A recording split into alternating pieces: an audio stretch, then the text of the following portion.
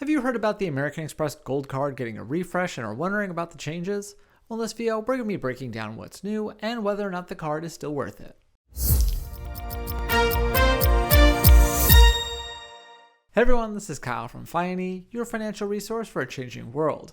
For credit card reviews, travel tips, and more, be sure to subscribe and thanks for hitting that like button. After last updating the card in 2021, American Express has now unveiled a refresh for its popular Gold Card. But like many credit card revamps, this one comes with some pros and cons for cardholders. So what's changed, what's good, and what's bad? Let's take a closer look at the newly updated card. The first notable update to the Amex Gold Card is the addition of a semi-annual Resy credit. In the years since American Express acquired the dining reservation platform Resy, it's been leveraging the service in a few ways. Now, that includes offering a semi-annual credit for Gold Card members, allowing them to earn up to $100 back on purchases at US Resy restaurants, Resy.com, and in the Resy app each year. Similar to the Saks Fifth Avenue credit on the Platinum card, this particular credit is divided into $50 segments, with one applying between January and June, and the other $50 credit being available between July and December.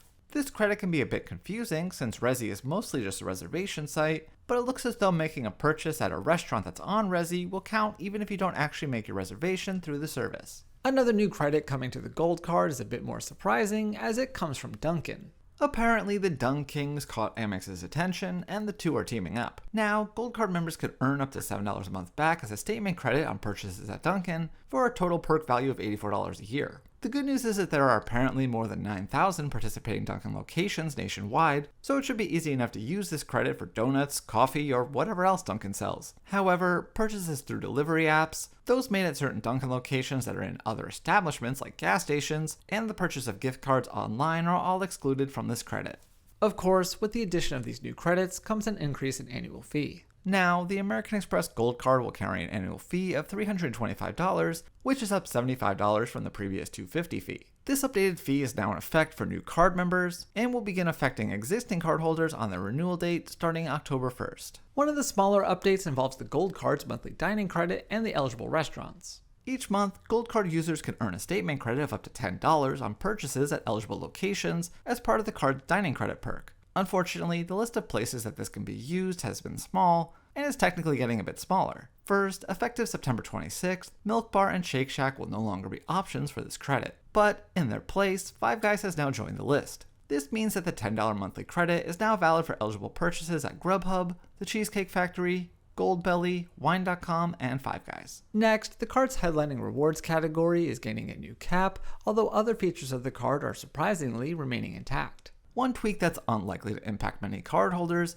is that the card's 4x membership rewards points at restaurants worldwide category will now be capped at $50,000 in category spending per calendar year. For context, that's still double the $25,000 in spending cap for the 4x at US supermarkets category, which the Gold Card will retain. As for what else the card will continue to offer, cardholders can earn 3x points on flights booked directly with airlines or via Amex Travel, as well as 2x points on hotels, car rentals, and cruises booked on Amex Travel, which isn't new, but may be something that some cardholders, myself included, weren't really aware of. In terms of credits, as mentioned, the $10 a month dining credit will continue on, as will the $10 a month in Uber Cash that Gold Card members currently earn. Lastly, with these updates, a new design for the Gold Card will also be available. New and existing Gold Card members can now select a white gold card design. This design joins the original yellow gold version, as well as the rose gold, which started as a limited edition offering, but was made permanent a few years ago. For those that worry that the white gold would basically just look like the Amex Platinum, it looks as though this design has some touches to it that, if anything, kind of remind me of Caesar's Palace, which I guess makes sense with the Centurion logo. In any case, I'll need to see this one in person before passing judgment, but I think I'll stick with the rose gold for now. Overall, as a Gold Card member myself, I'm not exactly sure what to make of these changes just yet, although I have a feeling that even though the new credits technically outweigh the increase in annual fee, it might not be worth it for me.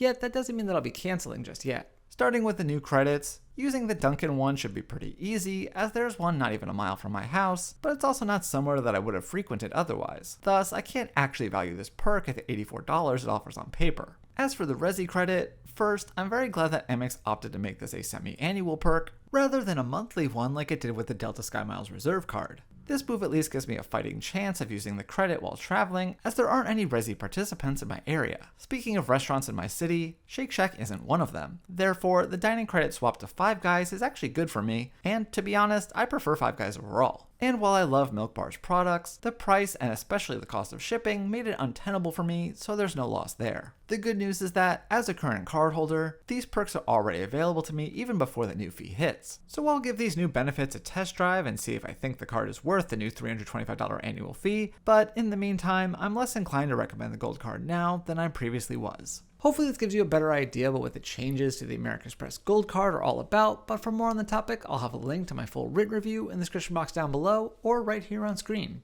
Also, whether you're already a Gold Card member or thinking about becoming one, I'd love to know your thoughts on the changes in the comments. So thanks again for watching, and I will see you next time here on Finey.